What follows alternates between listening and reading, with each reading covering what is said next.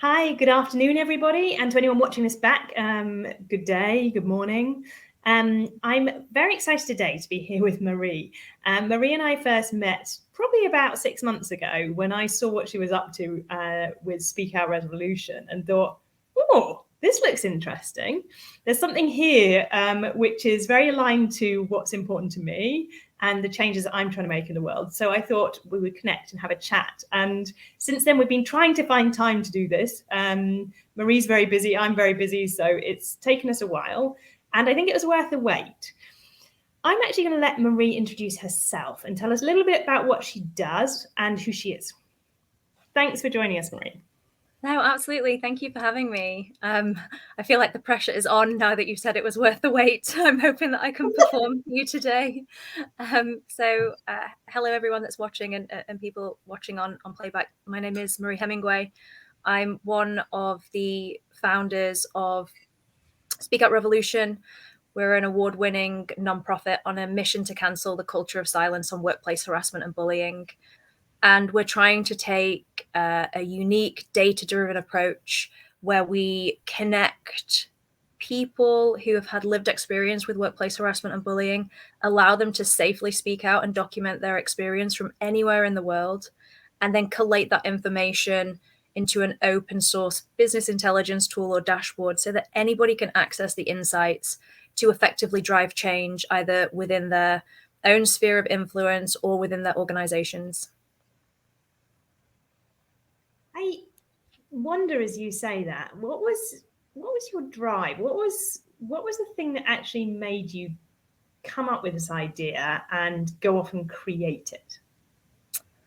It's quite a boring story that I think you'll probably hear from many people involved in this type of work. So Frances Holmes, who's my co-founder, and myself have worked in STEM fields for, I don't want to say more than a decade because it makes me feel old. So heavily male-dominated fields. And we were consistently seeing that women were changing roles, leaving the sector, leaving the profession as a whole. And the official reasons that women were given were always socially acceptable reasons. But actually, when you had deeper conversations to try and understand the drivers behind that, it always came down to something related to non-inclusive treatment at work, unfair treatment, harassment, bullying. And I think as this happened, Fran and I both independently in our careers became more involved in ED&I work. And ultimately it came to a head because multiple connections that were close to both of us were experiencing very similar challenges in their organization. They were doing all of the things that you're told to do: report it to HR, document it, all of the standard advice that you get, and the outcomes that they were achieving were very poor. And we ultimately decided that there was this common trend that we were seeing amongst our connections in which people were being targets of workplace harassment and bullying were being silenced. The problem wasn't being solved. And we tried to understand how we could help. And, Fran's a mathematician, I'm a physicist. We both have a background in tech, Fran's background's in innovation. And we started to look at, could we help expose what the challenges looked like at a more strategic level so that the organizations that really care about this problem that aren't going to see it can take proactive action. And that essentially was the birth of the idea of Speak Out Revolution. And we were very fortunate to get support from PA Consulting, shout out to our tech partners, who helped us bring the vision to made it into a technical product and made it a reality. And we're just continuing to gather insights and create resources to share those insights with as many people as possible. Okay, so you've seen a need within the industry and you're trying to create this kind of transparency as to a cause and effect, effectively, is like moving the needle from the kind of the grey murky area in the corner to actually, when you look at the data, when you look at the fact, this is the overall kind of picture of what's going on in your specific business, or just in the industry as a whole? So the Speak Out dashboard itself presents insights at the level, and you can interrogate the information by protected characteristics. So you could ask questions like, for my sector, what are the experiences of women? What are the experiences of Black women specifically? How does that vary from everybody's experience of workplace harassment and bullying? So you can draw comparative insights. We do capture information at the organizational level. We do not publish that openly. And this was a decision that we took a while ago. There's two real reasons. One is our legal people said that we probably quite quickly get sued. And the second reason was we got to the point of realizing that if we really wanted to drive impact, we had to be the bridge between people who had had terrible experiences and the organizations that are enabling that to flourish. And so we don't want to call people out, we want to call them in, or we don't want to call organizations out, we want to call them in. And we need to build trust to be able to do that. Yeah, totally. So you want to be part of the solution. You're connecting those who are interested with the real insights to enable them to create a solution to what is being seen or what's being felt, I guess, more within their workplace. Yes, yeah, exactly. Okay. So, you talk about this quite openly, quite courageously. What does it actually take to speak out about this so openly? I get, to be honest, I mean, I can only talk about this as an observer in the, I work very closely with people who have experienced workplace harassment and bullying. We intentionally designed our team to be a mix of people who had and hadn't, so that we could, bring those insights into everyday decision making within Speak Out Revolution. So I can only speak as an observer, and I guess it's my biggest learning from the work so far is, for someone who is impacted by workplace harassment and bullying, which is far more subtle, far more low level over a long period of time than we would really think, more like psychological. It's kind of like psychological warfare. I see it. You don't know it's happening. For those people that are impacted, the impact to their mental health is so profound. And trying to navigate the many barriers that exist to, one, speaking out, and then two, advocating for an outcome that is beneficial to that individual is overwhelming. And I often say, I don't know if people who speak out about workplace harassment and bullying are, really brave or really stupid, because the outcomes are really clear. The system, or the processes and systems that exist that are aligned with best practice in the UK work against the individual, and that's what we're hoping to shift. We want to shine a light on it. We want to partner with organizations that are changing legislation, and we want organizations to stop talking about being inclusive and start acting in a way that is inclusive for their employees. Yeah, completely. Actually creating that systemic change in within the industry, like you say, and within the structures that actually are supposed to support. I mean, let's talk about in the broader senses, like the rape cases. Supporting the individuals who have been in those situations and enabling them to find closure of it. Mm-hmm, so mm-hmm. That kind of what came to me as you were talking was, actually there's this kind of like, it's not just in the businesses, is it? It's also in the setup and the way it's dealt with. Absolutely. Okay. What is it that has challenged you most in going on this journey to build this NGO? Big questions. Oh, what has challenged me most? It's such. I would say when I think probably it's the realization that is decades away, and that actually when I first set out on the journey of Speak Out Revolution, the hypothesis that I had was the reason that organizations are handling complaints of workplace harassment very operationally, very he said, she said, is because they don't know better. They don't have the strategic insight. They can't see that at the organizational level there are clear trends. So if we can expose them in a way that is friendly, they can take action. And I think, and it was naive, I would say, because what I think I've come to learn is the reality is organizations know they have problems. And I think if you look at the background and research, much of this is driven by a failing of leadership. So the people that are there to invest in the solution are the people that are essentially creating the systems that enable these problems to flourish.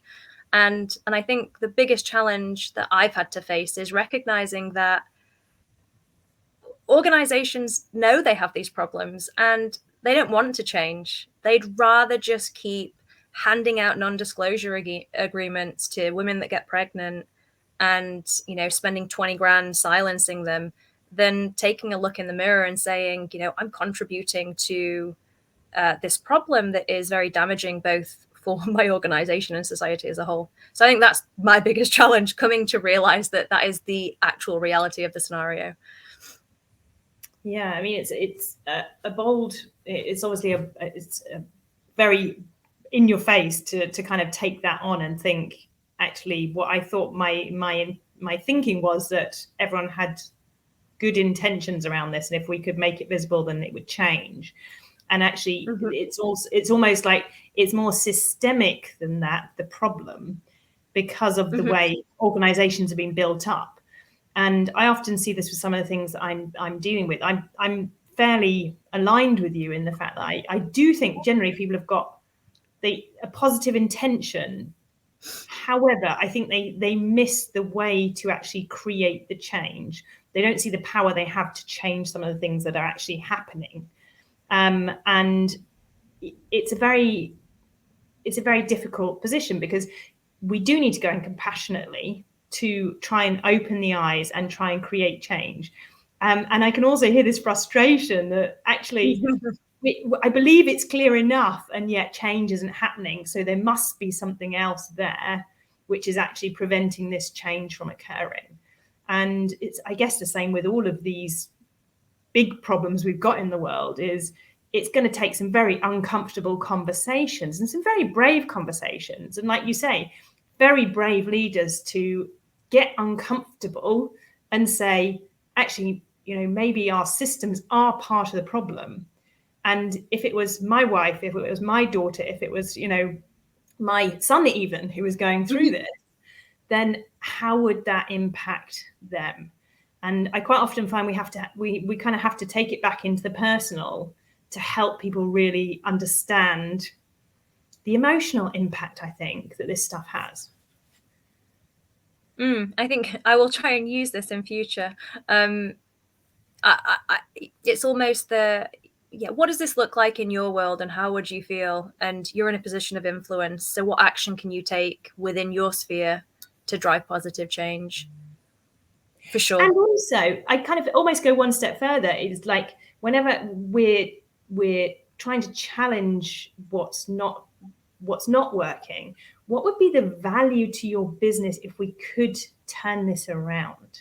How would what would be the opportunity that you can't take hold of today? Because there is a massive opportunity, isn't there to actually deal with this and be the people who are leading the way, not just in checkbox exercises with DEI type stuff, but actually grounding like you say, a revolution.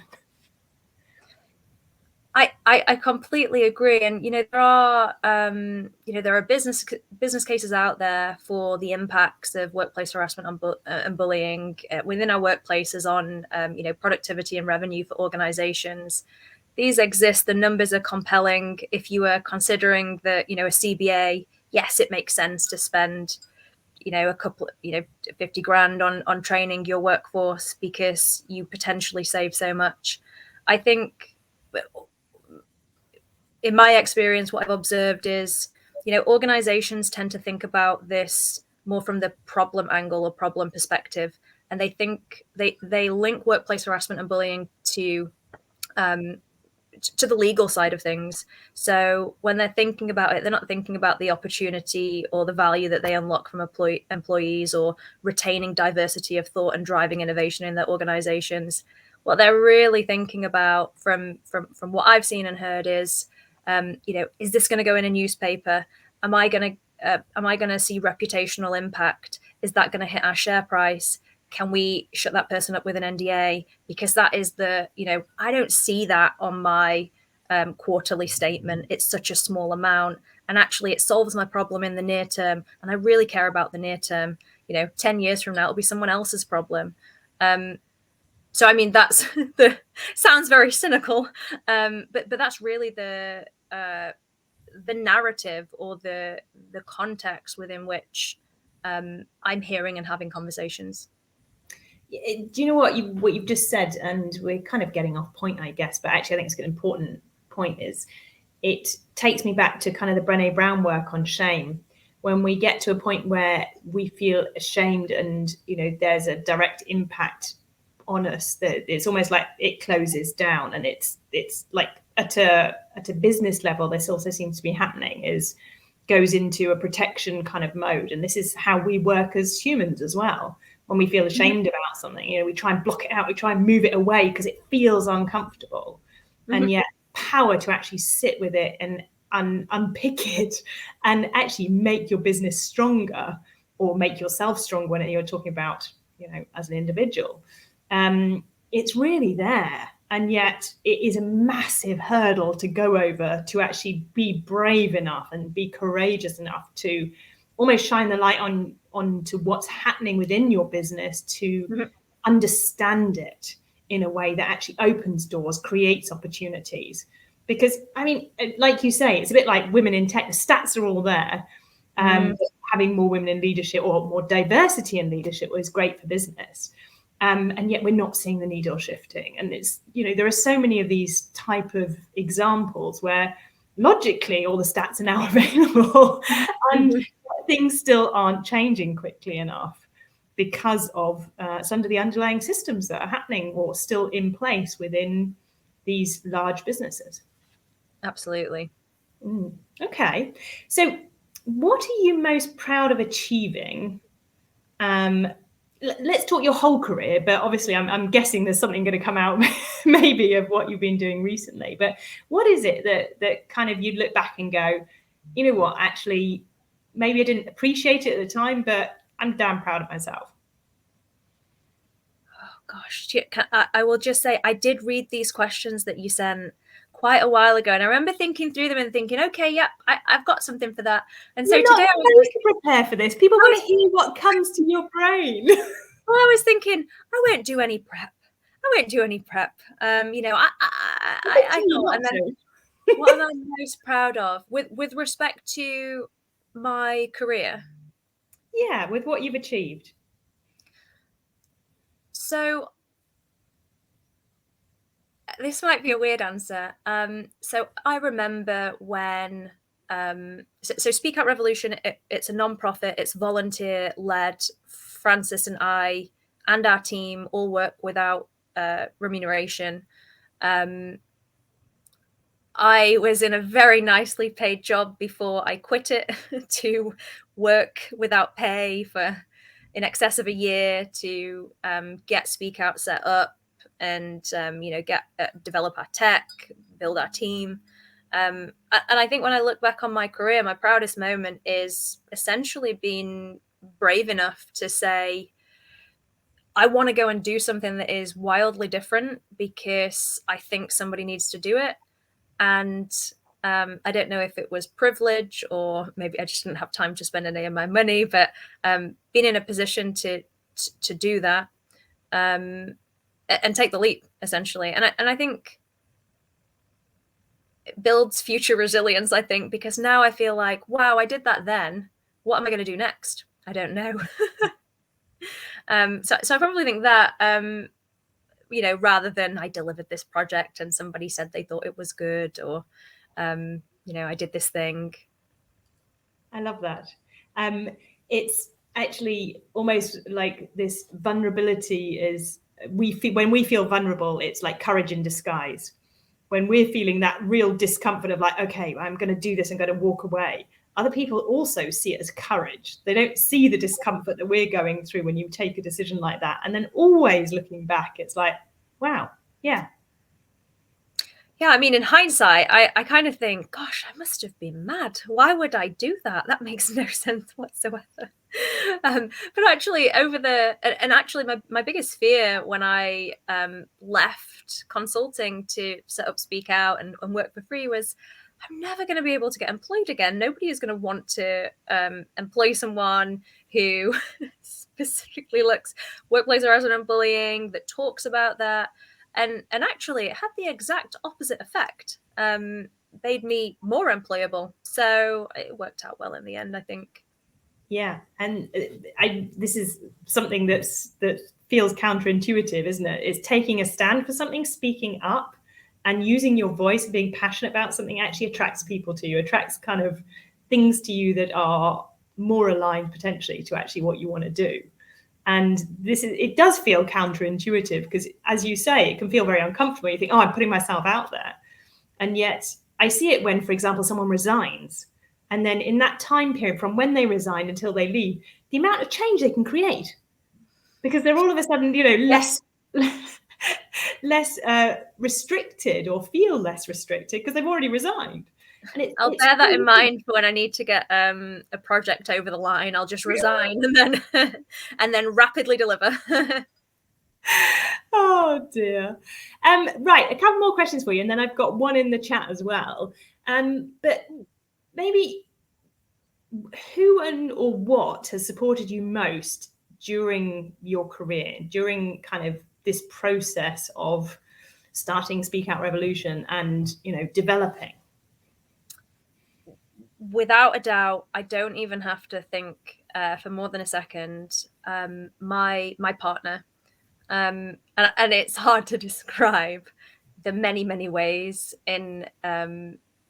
He is essentially the infrastructure that enables me to do the various random mad things that I would like to do in life, in a way that would make sense. So, I quit to set up Speak Out. He then quit his job and helped develop. He's a machine learning engineer. Helped develop the back end to our product. So set that up for us. He was the one that encouraged me to do it and helped me understand the risks. He's the one that looks after my child when I have to take calls on a Friday evening with, say, the US when we're talking to partners. Actually, I almost say to people now, when people say, like, what advice would you give to your younger self, or like a younger version of you? I think my advice, especially for women, would always be, make sure that you choose a life partner that absolutely supports what you want to do. Because as soon as you have children, having children and working is, I personally think, is somewhat impossible. And I don't understand how I get through every week. But if you don't have a partner that actively supports what it is that you want to do in life, I think it's a game changer. I couldn't agree with you more. And like designing the partnership so that it supports both of you is what I hear that you've achieved. So well, if you spoke to my partner, I don't know whether he would agree with that statement, but I don't know whether my husband would agree either, but trying to do things slightly differently. Okay, so you've talked about this advice that you would give, but what are the things that still sometimes scare you? What's something that maybe you wake up in the middle of the night and you worry about?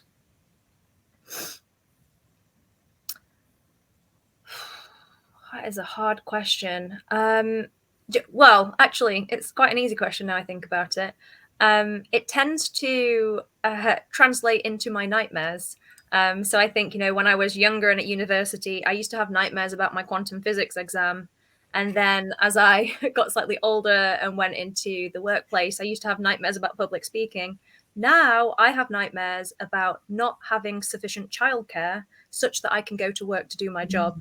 So, and it sounds so trivial, but the stress and added burden and figuring out what happens when your child is sick or your childcare provider is not available is so damaging when you have two people that work, and stressful. It's the thing that I worry about, I would say, the most out of all things.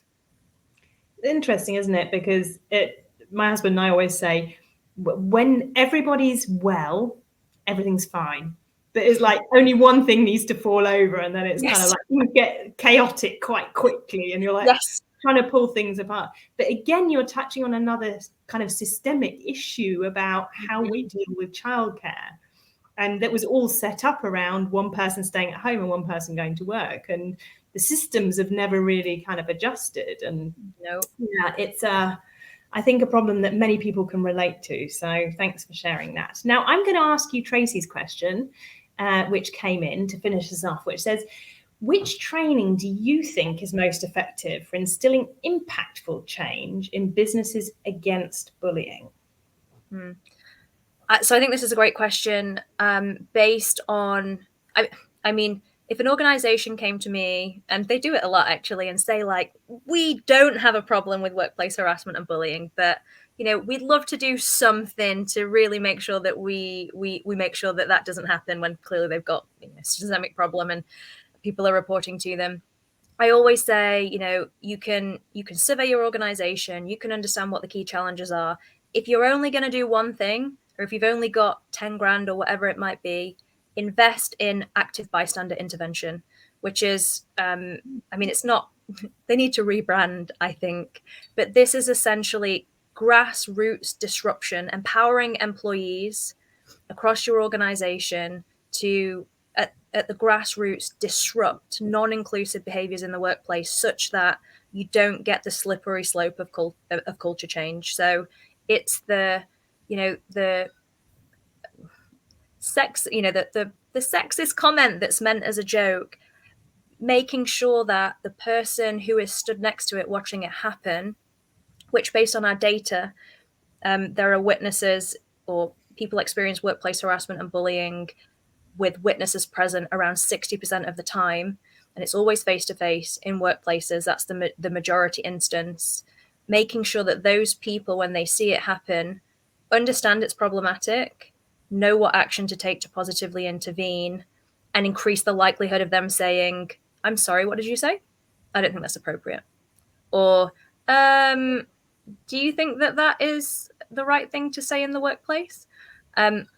Or any other measure of intervention associated with active bystander training. So, in summary, one thing without even understanding the problem, active bystander intervention, studies have shown, is the most effective way to drive change at the grassroots level. Yeah, I remember seeing I think it was a City of London advert with a group of men kind of talking to a woman in the dark outside a bus stop, and one of them sort of starting to harass her. And then you watch the guy having a conversation with himself in the mirror, one of the bystanders, saying, have a word, mate, intervene, don't let this go. You can see she's getting upset. And it's a really powerful advert, actually.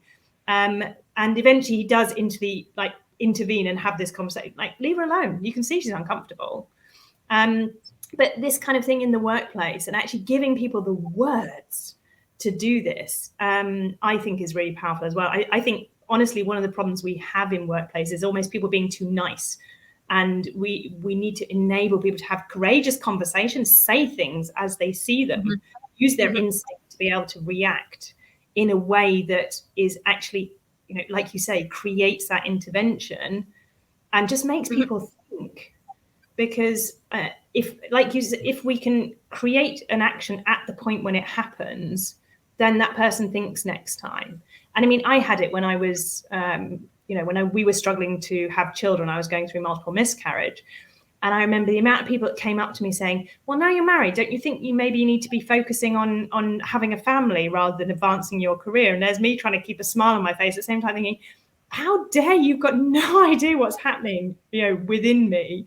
And the fact, obviously, that I was going through something actually just added shame onto this. When you're that person, you cannot, or it's very, very hard to stand up for yourself, because it just confirms everything you've been saying to yourself in your head almost.